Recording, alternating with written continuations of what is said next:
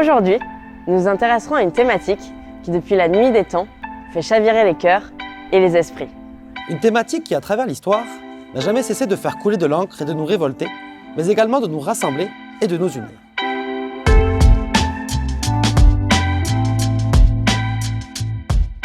Monsieur Larousse nous dit « La société est un ensemble d'êtres humains vivant en groupe organisés par des institutions, des lois et des règles. Plus largement, la société est l'état de vie collective. » Mais alors, comment améliore-t-on cet état? La vie collective n'implique-t-elle vraiment que des êtres humains? Dans ce cas, que fait-on de tous les autres êtres vivants qui nous entourent? Les définitions, de même que ces institutions, ces lois et ces règles qui régissent la société, ne devraient-elles pas évoluer avec leur temps? Et puis, enfin, comment faire pour mieux vivre ensemble? Mais mieux que quoi d'ailleurs?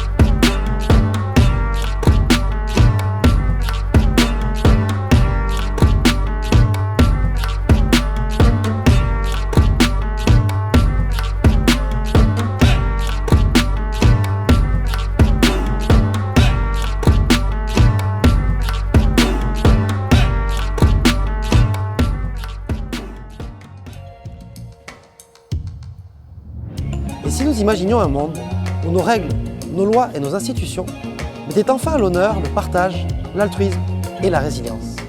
Et si nous imaginions un monde où la réussite se traduisait par l'accomplissement de soi et où la compétition laissait place à la coopération?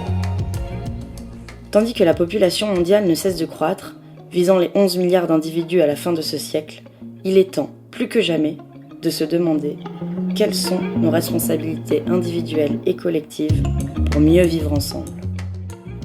Afin d'enquêter sur les réponses possibles à cette question, nous nous sommes rendus à Paris pour rencontrer Maud et Fatou, fondatrices de The Great Village. Nous avons passé plusieurs jours en leur compagnie afin de vous partager le plus fidèlement possible leur quotidien, leurs démarches, leurs solutions, mais aussi et surtout leurs ambitions pour l'avenir. Alors, qui sont Maud et Fatou? Un truc qui définit Maud et Fatou, c'est leur énergie. Elle est contagieuse, mais vraiment. Je trouve qu'elle te donne je sais pas si c'est de l'énergie ou elle te donne foi, c'est un peu cliché de dire ça, mais tu vois, elle te donne foi en l'humanité et au projet que tu portes. Donc leur vibe, franchement, elle est géniale. C'est le genre de femmes que tu as envie de rencontrer qui sont très inspirantes. Pour moi, ce qui fait la différence entre des mots et des convictions, c'est la force qu'on met pour les défendre, c'est le fait qu'on n'ait pas peur de les afficher, qu'elles soient complètement imprégnées et complètement imbibées dans ce qu'on est, dans notre personnalité de tous les jours. Et c'est peut-être ça qui fait que pour moi, elles sont inspirantes. Elles arrivent et ça y est, c'est les rayons de soleil qui arrivent l'une et l'autre. Même si tu les as pas vues rentrer dans le bâtiment, tu sais qu'elles sont là. Toujours le smile, beaucoup d'énergie. C'est un plaisir de les avoir ici. Impossible ne connaît pas Maud et Fatou, genre. Ils ont tout claqué pour monter leur projet et ce qu'elles disent souvent, c'est que ta seule limite, c'est l'imagination. Je me suis dit, mais ces filles sont folles et géniales en même temps. Et quand on m'a expliqué ce qu'elles faisaient, je fais, ok, elles sont folles et géniales en même temps. Forcément, ça nous a donné envie d'aller plus loin et de savoir qui se cachait derrière ce duo exalté.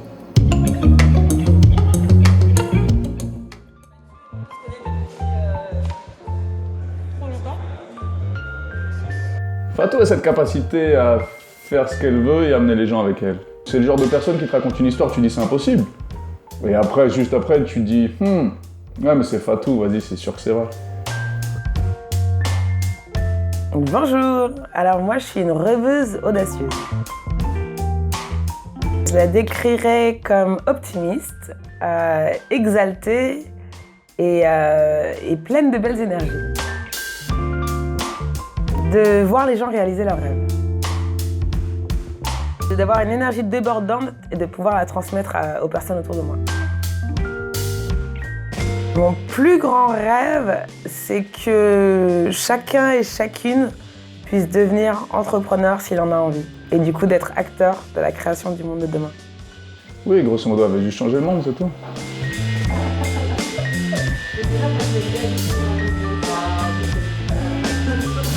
mode, elle m'inspire l'aventure, la solution à tout problème. Créative, toujours plein d'idées, toujours plein d'idées. C'est un soleil, une étoile, quelqu'un qui ne laisse pas indifférent. Un électron sans fil, on va dire. Hein.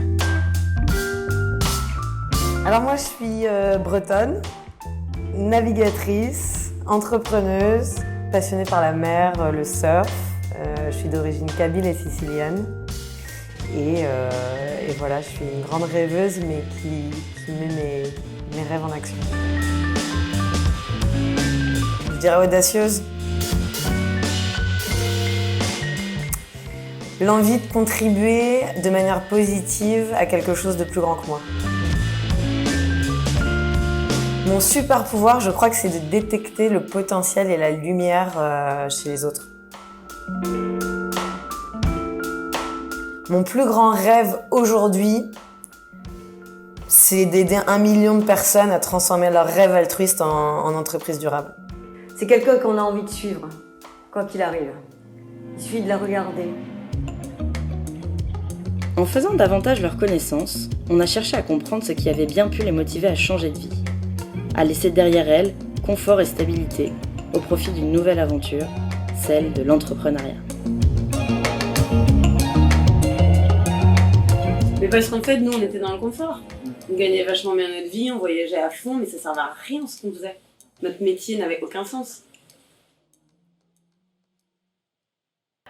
Concours de circonstances, ma boîte me dit t'as 1 mois pour signer un client, sinon on te prolonge pas ton visa. Et en fait là je me rends compte que l'humain n'était pas du tout au centre, parce qu'en fait d'ailleurs le jour de mon dernier jour devait être le jour de Noël. Et je me rends compte qu'en fait ça faisait des années que je donnais mon énergie, mes compétences, mes connaissances, mes connexions pour faire grossir cette boîte. Et au final, quel était l'impact ? Pour eux il y en avait un énorme, mais pour moi j'étais juste disposable, quoi. J'étais un chiffre et je pouvais disparaître. Moi, c'est un truc perso, c'est que je devais me marier, on s'est séparés. Je me suis dit, soit je vais au fond du sachet, soit je réalise tous mes rêves. Il va pas se passer autre chose, quoi. C'est l'un ou l'autre. Et c'est là que je me suis dit, je vais réaliser tous mes rêves, et ça commençait par avoir le job de mes rêves. Et le job de mes rêves, il n'existait pas, donc il fallait que je monte la boîte de mes rêves. Et pour monter la boîte de mes rêves, il me fallait l'associé de mes rêves. C'est là que j'ai rappelé Fatou, j'ai dit, attends, montons une boîte ensemble, mais on savait pas quoi. Tu vois, et c'était un pari, on n'avait jamais travaillé ensemble. Et j'étais à Sydney à ce moment-là, donner des conseils, bête de vie, quoi. Mais pareil, j'étais pas contente, il y avait quelque chose qui manquait. Et je me rendais vraiment compte qu'un monde où, ça y est, parce que t'es jeune, que t'es consultant, en fait, on te fait travailler jusqu'à minuit, et on n'a aucun respect pour ton travail, aucun respect pour l'humain, mais en fait, c'est pas du tout le monde dans lequel j'ai envie de vivre. Non, faut que je fasse quelque chose, quoi. Faut pas juste que je sois là à regarder en me disant ah, c'est vrai que c'est pas cool. Bah ouais, en fait, c'est pas cool, du coup, autant faire autre chose et autant créer une boîte qui, à l'inverse, a flippé vraiment les modèles existants en disant maintenant, j'ai créé quelque chose qui me ressemble. Et du coup, je pourrais embaucher des gens où je pourrais travailler et collaborer, parce que du coup, on n'embauche personne, c'est une communauté, mais collaborer avec des gens où chacun peut créer la valeur et chacun peut venir comme il est, quoi. Et pas devoir rentrer dans un moule où tout le monde est habillé avec un costume gris, morose, non, quoi. C'est ça, en fait, tu sais, on a beaucoup subi les codes, les process, les stéréotypes. On était un peu des extraterrestres dans la boîte dans laquelle on s'est rencontrés. On était jeunes, on était des femmes et on n'avait pas fait d'école d'ingé. Donc, à partir de là, on était déjà stéréotypés. Ouais, bien sûr. Ouais. Et ça a été une vraie force. Parce qu'en fait, on s'est démarqué avec le bon sens, avec l'engagement et l'audace. Donc, puisque de base, on nous pensait inférieurs, ça nous a donné la capacité de faire plus de choses. Parce qu'il a fallu prouver que notre place, elle était légitime. Donc on s'est battu 2-3 fois plus que les autres. Mais pas contre les gens, mais plutôt contre le système. On a pris tous les paradigmes et on les a inversés, en fait. Bien sûr. Moi, maintenant, je le vis comme un cadeau. Tous les obstacles dont on parlait, tous les échecs, toutes les déceptions. En fait, c'est un cadeau si tu acceptes, plutôt que de les subir comme quelque chose qui t'a affaibli, de te dire, ok, qu'est-ce que j'en fais, en fait ? Et là, ça devient un tremplin. Et c'est ce qu'on essaye de faire avec Fatou, c'est de mettre des tremplins sous les pieds des gens. La vision, pour nous, c'est de créer un monde meilleur en utilisant l'entrepreneuriat comme un levier. C'est ça. Point. Utiliser l'entrepreneuriat comme levier du changement, voilà quelque chose qui nous parlait à nous aussi. Mais alors, quel est ce mystérieux projet qui permettrait de changer de paradigme et de bousculer les codes de l'entreprise et de la société? Maud et Fatou ont accepté de relever le défi du pitch ascenseur. 1 minute pour convaincre, c'est parti. Hello, alors nous c'est Maud et Fatou de The Great Village. Qu'est-ce que c'est que The Great Village? C'est le premier incubateur qui est dédié aux entreprises engagées, soit pour le bien-être de la planète ou de l'humanité, mais on est sous forme de coopérative où tous nos membres sont en fait les sociétaires de l'entreprise. Nos 3 valeurs, c'est l'humanisme, l'excellence et l'audace. Et notre rêve, c'est de transformer les audacieux en entrepreneurs engagés. Et comment on le fait? Grâce à l'échange de ressources et au troc. Donc, si toi aussi, tu veux cumuler des great vibes et transformer ton rêve en projet et ton projet en succès, rejoins-nous! C'est génial!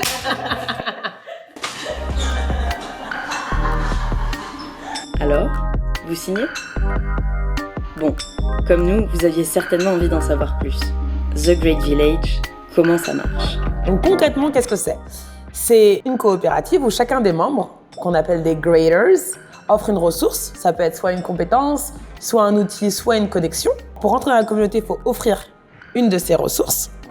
Une fois que cette ressource a été offerte, elle est mise à disposition pour aider un entrepreneur qui a un projet qui est aligné avec l'un des 17 objectifs de développement durable des Nations Unies, donc du coup qui agit pour le bien-être soit de l'humanité, soit de la planète. Et en fait, cet entrepreneur utilise ses ressources pour faire grossir sa boîte. Un Greater, en fait, c'est tu donnes avant de recevoir. Tu vas échanger en fait tes ressources, tes compétences, ton talent, en fait, ce que tu peux apporter de non financier à la communauté. Donc là, par exemple, moi, je les ai aidés pour une campagne de communication et je les aide de temps en temps pour tout ce qui est réseaux sociaux puisque c'est mon métier de base. Donc en fait, tu apportes tout ça. Donc après, tu as comme on va dire des points. En fait, plus tu donnes à la communauté, plus tu as de points. Et ensuite, en fait, tu reçois, une fois que tu as donné, par exemple, demain, je peux les appeler, leur demander si elles connaissent pas quelqu'un dans la communauté qui peut m'aider à faire telle ou telle chose. En fait, c'est vraiment un échange, un peu comme du troc, mais il n'y a pas de valeur monétaire dedans. C'est vraiment les compétences et les talents de chacun. Chacun et chacune peut devenir un grader. Et en fait, on part du principe qu'on a tous et toutes quelque chose à offrir pour créer le monde de demain. Et que si on donne avant de recevoir et qu'on donne avec son cœur, ben en fait, ça y est, on a tout ce qu'il faut pour créer un monde meilleur. Et aujourd'hui, on a 1500 graders qui sont répartis sur les 5 continents.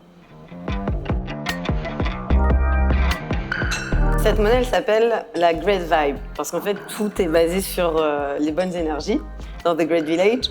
Donc cette monnaie, elle permet de proposer une alternative à l'échange financier. Et donc le but, c'est que plus je donne, plus je cumule des Great Vibes. Et plus je cumule des Great Vibes, plus j'ai accès aux ressources nécessaires à transformer mon rêve en projet et mon projet en succès. Et on peut également utiliser cette monnaie sur la place de marché pour avoir accès à des produits de la communauté. Donc ça peut être acheter du vin de la communauté ou bien trouver une chambre d'hôtel d'un hôtel engagé de la communauté. Je vais en partager d'un des captains, donc d'un des entrepreneurs de la communauté qui s'appelle Fama. Donc Fama, on l'a rencontrée lors de notre soirée de lancement. Et à ce moment-là, elle travaillait pour un grand groupe de mode et son rêve à elle était de créer sa propre ligne de vêtements et sa propre maison éthique et durable. L'objectif était de lancer 3 tenues lors de l'Afropunk, qui était un festival qui avait lieu 3 mois plus tard. Et en fait, pour y arriver, elle avait besoin d'un photographe, de mannequins, d'une maquilleuse. Et en fait, elle a trouvé toutes ses ressources dans la communauté.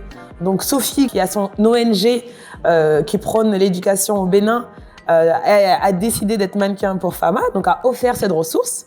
Badara, qui est Creative Director, l'a aidé à diriger les photos et le shooting durant l'Afropunk, etc., etc. Donc elle a eu accès à toutes les ressources dont elle avait besoin et son événement a été un succès. En fait, quand je les ai rencontrés, je me suis dit, mais ok, donc c'est pas utopique et t'es pas complètement candide avec ton projet Maison Tribale. En fait, il y a des vrais gens, il y a des vrais humains à qui ça pourrait parler potentiellement. Donc ça, c'était au mois de février. Et j'ai déposé la marque. Elles m'ont très vite accueillie chez WeWork. Enfin vraiment, en fait, ça a été hyper concret et c'est ça que j'ai adoré. La différence, c'est qu'un grader, c'est tous les membres de la communauté. Donc quand on offre une ressource, on devient un grader. Ensuite, pour devenir un captain, il faut avoir eu une idée de business ou un projet qui est engagé sur l'un des 17 objectifs de développement durable des Nations Unies. Et donc, en fait, on passe du statut de grader à celui de grader actionnaire. Donc, on devient sociétaire de la société coopérative The Great Village. Et ensuite, on peut devenir captain, à savoir entrepreneur de la communauté, et donc avoir accès aux ressources des graders. On a un business model qui est assez unique, qui est hybride. Donc en fait, une partie de nos revenus vient sous forme de ressources et l'autre partie sous forme d'argent. Pour ce qui est de la partie ressources, en fait, pour chaque projet qui rentre et qui est incubé et qui est supporté grâce à la communauté, il y a de l'échange de Great Vibes et on prend un pourcentage de Great Vibes. Ensuite, quand on travaille avec les entreprises et qu'on leur délivre des expériences uniques, dans ces cas-là, les entreprises nous rémunèrent une partie en troc et une partie en euros. Et ça permet de couvrir l'incompressible tel que les salaires. 1500 graders et on a également 100 captains qui sont en train d'échanger leurs ressources dans la communauté The Great Village. En termes d'équipe, on a une équipe incroyable de 6 personnes qui travaillent à temps plein et on a aussi toutes les ressources de notre communauté. C'est comme ça qu'on a monté la structure. On a aussi créé des gros partenariats avec des grosses entreprises qui nous soutiennent ou des organisations comme les Nations Unies, mais aussi des universités, des écoles de commerce, WeWork, Station F, la French Tech. On a vraiment tout un écosystème qui nous soutient, qui nous tire vers le haut. Alors, on a l'ambition d'avoir 1 million de captains d'ici 2030, parce que pour nous, l'entrepreneuriat, c'est vraiment un levier pour créer le monde de demain. Et pour atteindre ces 1 million de captains, on a besoin d'avoir 10 millions de graders qui offrent leurs ressources à ces captains. Donc ça, c'est notre objectif à 2030. Et après, en termes de lieux, on a quand même beaucoup de rêves. On s'est dit que c'était génial d'avoir réussi à construire cette communauté. Donc c'est pour ça qu'on a fait un tour du monde avec Fatou il y a 1 an et demi. Maintenant, qu'on a vraiment l'ADN et la culture qui existent et de manière très forte, indépendamment des couleurs, des religions, de l'âge, etc. On s'est dit que c'était important d'avoir un lieu dans lequel on puisse physiquement se connecter.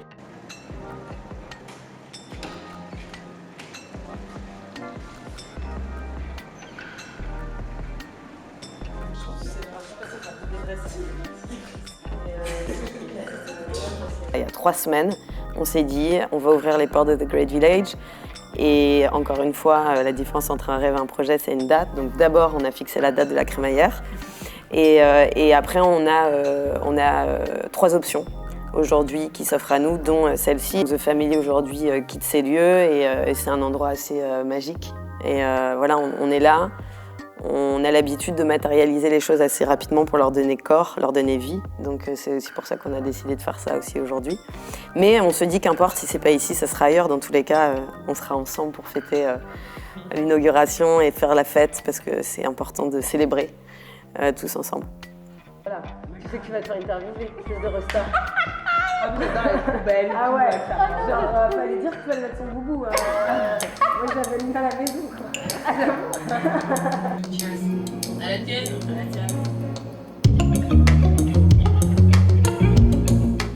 Présenté comme ça, tout avait l'air simple, voire même évident. Mais dans toute histoire, il y a des hauts et des bas. Et dans notre quête d'authenticité, nous avons voulu connaître l'envers du décor. Monter The Great Village, ça vous a coûté combien ? Alors en termes d'énergie, beaucoup. Mais vu qu'on en reçoit tellement avec la communauté, c'est quelque chose d'inépuisable. Et en termes d'argent, 12 000 €. Honnêtement, on a dépensé 12 000 € pour tout ce qui était du domaine de l'incompressible, donc tout ce qu'on ne peut pas échanger à ce jour. Donc la protection de la marque à l'INPI, les taxes de l'État. Mais c'est tout en fait. On a vraiment dépensé 12 000 €. Le reste, on a créé la valeur, comme le disait Fatou, en troquant des ressources. Donc finalement, pour monter un projet, on n'est pas obligé de partir avec des 100 et des 1000 ? Non, je pense qu'en fait, il suffit de partir avec beaucoup d'audace, être entouré des bonnes personnes et avec plein de great vibes, donc des ondes positives. Pour vous, l'entrepreneuriat, ça s'adresse à qui ? Est-ce que tout le monde peut être entrepreneur ? Derrière toi, il y a marqué « A great entrepreneur can come from anywhere ». Et pour moi, c'est vraiment ça, c'est vraiment que tout le monde peut être entrepreneur. Et il y a des entrepreneurs, en fait, au fond de nous. Et au final, pour moi, être entrepreneur, c'est un mindset. C'est pas un job, c'est pas un mot qu'on met sur LinkedIn, c'est vraiment un état d'esprit. Et être entrepreneur, ça commence par être entrepreneur de sa propre vie. Et vraiment se laisser guider par ses intuitions, par ce qu'on ressent vraiment, par ses valeurs, par le bon sens. Et bien entendu, créer de la valeur. Travail et amitié, est-ce que c'est compatible au quotidien ? C'est même pour moi essentiel. C'est-à-dire que, encore une fois, pourquoi choisir et opposer les choses ou les gens? Et je pense que si on en est là aujourd'hui, c'est parce que d'abord on est amis. Et que si on n'avait pas été amis, on n'aurait pas forcément réussi à tout surmonter, en fait. Et je pense que c'est notre amitié qui fait qu'à chaque fois qu'il y a un doute ou qu'il y a une angoisse ou qu'il y a une incompréhension, on est capable de se parler et d'affronter ça ensemble, ouais. On a l'air d'être tout le temps au top et que c'est facile et tout, mais non, on galère aussi. J'imagine, oui. Mais comme tu dis, le fait de se relever et de s'encourager et d'accepter qu'on ait des failles, en fait, simplement. Oui. C'est normal. Parce qu'on est tous, on a tous des failles. C'est le concept de l'humanité. C'est peut-être ce qu'il y a le plus compliqué, en fait, c'est d'accepter d'être authentique. Et puis faillible. Vulnérable, c'est exactement ça, c'est d'accepter d'être vulnérable. Et dans notre société, il n'y a pas beaucoup de place pour ça. Vous avez certainement rencontré des défis au cours de ce parcours entrepreneurial. Est-ce que vous voudriez nous en raconter? Oui, des obstacles, il y en a tous les jours. Mais après, ça devient un sport, en fait. Ça devient un sport où on est des athlètes de l'obstacle, où on gère ça comme des sauts de haie. Parfois, on se prend les pieds dedans, mais on se relève, en fait. Et un exemple, ce serait l'avocat. Donc en fait, il nous faut bien entendu un avocat pour The Great Village. Et moi, j'avais la pensée limitante qu'on ne peut pas troquer avec un avocat. C'est vraiment le corps de métier avec qui c'est difficile d'échanger des ressources. Et du coup, je reçois 2 devis, 10 000 euros de facture pour un avocat. Et Maud me dit, mais non, mais en fait, il faut absolument qu'on troque aussi ces frais d'avocat. Je lui dis, non, mais là, c'est impossible, en fait. Je veux bien qu'on peut tout troquer, mais il y a des trucs qu'on ne peut pas troquer. Et ça, on ne peut pas le troquer. Et 2 jours après, je suis en train de prendre je suis en train de déjeuner avec 2 amis et leur avocat. Et là, ils me disent, oui, c'est un pro bono, en fait, c'est son cabinet d'avocat et c'est un cabinet anglophone. Parce qu'en fait, les cabinets francophones le font très peu, mais les cabinets d'anglophones le font beaucoup, en fait, de faire du pro bono sur des projets engagés.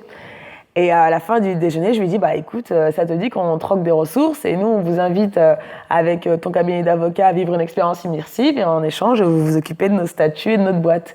Et à la fin, il me dit, c'est une excellente idée. Donc comme quoi, même ce frein que je m'étais posé pouvait être levé, quoi. Votre façon finalement à vous de prouver que votre concept il marche et qu'il est applicable, c'est de l'incarner, j'ai cru comprendre. Est-ce que vous avez peut-être un exemple dans votre vie personnelle de troc que vous avez tenté, le tout pour le tout? Oui, on en a, et en fait, plus qu'un job, aujourd'hui pour nous c'est un mode de vie. Il y a peu de frontières en fait entre le travail et le reste, même si parfois on a aussi besoin de déconnecter et de prendre du recul. Enfin moi perso, parce que Fatou ne s'arrête jamais. Et en réalité, un de mes rêves, c'était de vivre au bord de la mer, parce que je suis bretonne, navigatrice, surfeuse, et j'ai besoin d'être proche de la mer. Et en réalité, je rêvais d'avoir une surf house, donc une maison qui abrite des surfeurs, des digital nomades. Et en fait, c'est le cas aujourd'hui. Et donc j'ai pris le bail. J'avais pas du tout les moyens de pouvoir payer et un appartement à Paris et une maison en Bretagne. Mais donc en fait, j'ai signé le bail. Ma mère était très inquiète en me disant, mais Maud, ça va pas. Comment tu vas faire pour payer ce loyer? Et en fait, notamment grâce au programme Wonders de Fatou, d'ailleurs, c'est rigolo. J'ai posé ce rêve comme ça en disant, tiens, moi, c'est le prochain rêve que je vais réaliser. Et puis aujourd'hui, j'ai la chance d'avoir des surfeurs dans la maison. Là, au moment où je vous parle, j'y vais dans quelques heures. Et donc la maison, elle vit, les great vibes only, tout le monde est heureux. Et c'est génial parce qu'en fait, quand on vit son rêve et qu'on accepte de faire 2 pas dans le noir et de poser brique à brique les choses, un jour, il y a une cathédrale, comme nous l'avait dit un jour un voyageur qu'on a rencontré. Et en fait, c'est ça, c'est arrêter de se focaliser sur les freins, se focaliser sur en fait, le rêve, et puis les solutions viennent en route, en fait.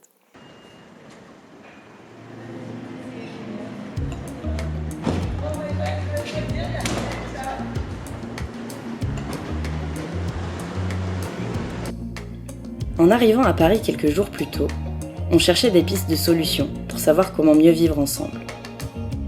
En partageant le quotidien de Maud et Fatou, on avait l'impression d'avoir trouvé des réponses.